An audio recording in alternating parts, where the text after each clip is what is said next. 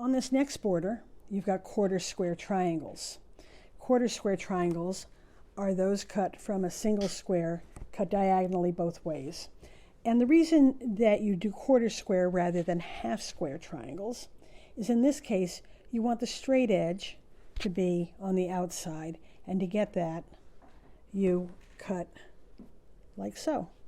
The pieces are cut so that the straight grain is going to be on the outside. And the way we accomplish that is cutting diagonally in two cuts.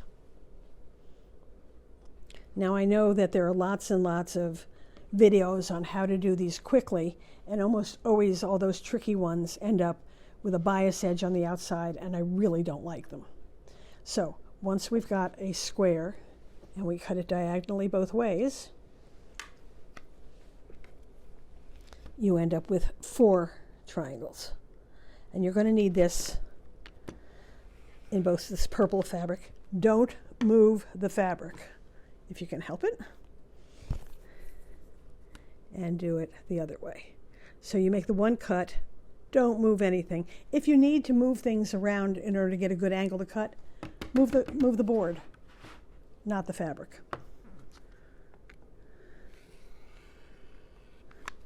And now you have 4 pieces with the straight grain on the outside.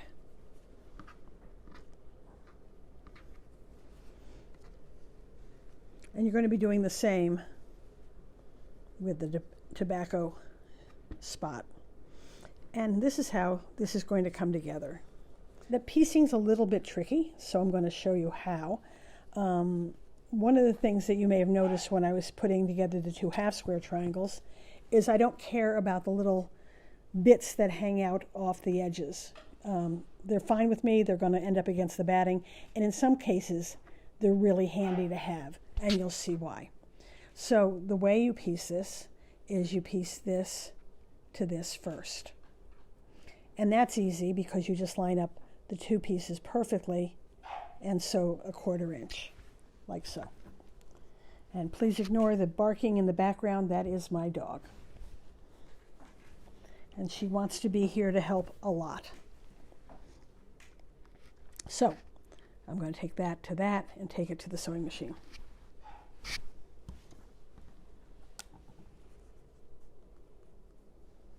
I usually try to start with the blunt end first and then sew down to the point.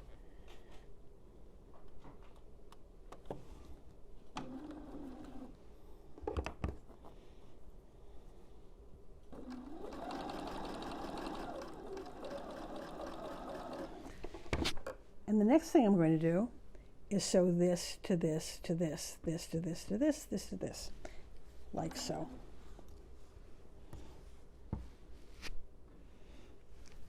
This is the end piece. I put on the first one, I put on the second, and this is how you line them up. I have pressed, finger pressed, toward the dark.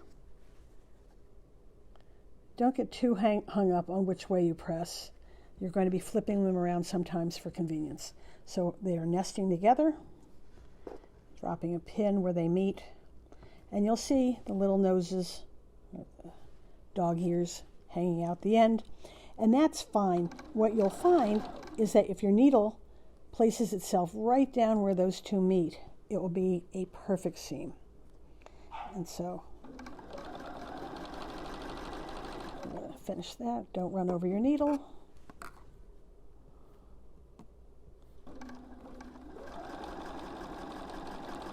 And it will end with the needle coming right through where they meet, the same way you started. And it will be like so. When you're all done, it's going to look like this, and you'll put the end piece on last. And this one, you'll see that the noses crisscross.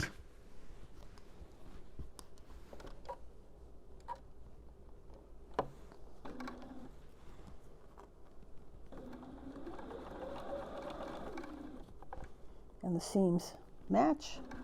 I'm not too good about pinning sometimes. in little pieces like that, it doesn't matter a whole lot.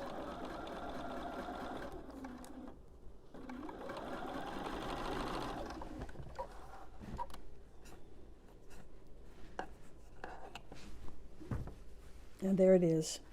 And it will then get these end pieces attached. So one of the things you're going to wonder is, how do I know I've done this correctly? How do I know it's going to be the right size? And the good thing about this medallion quilt, and many medallion quilts, are these simple, straightforward, solid borders that are a certain measurement. And if they can attach, they're going to straighten it out to the right size that you need. And so this is cut to a measurement that is exact. And when we go to sew it to the center, and I'll show you that in a second, if one's slightly bigger or slightly smaller than the other, you're going to put the slightly bigger piece on the bottom next to your feed dogs, and your feed dogs will help make them match. This is a correct size. This one, you'll fudge a little. And that looks pretty good.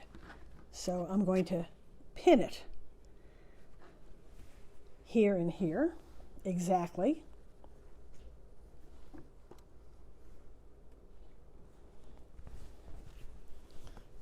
And the other end, exactly. And then I'm going to match those two up and pinch it. And I'll show you what I mean by that. I'm going to make it so the two are lined up, and I'm going to tuck the border inside of the pieced one, and pull and make sure by pinching the center that I can pin right there, and that'll be the exact center. No measuring, just pinch and sew.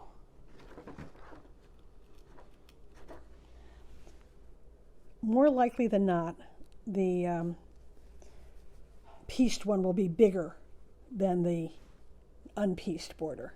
And in this case, you can see that that's so. So I'm going to put the pieced border on the bottom.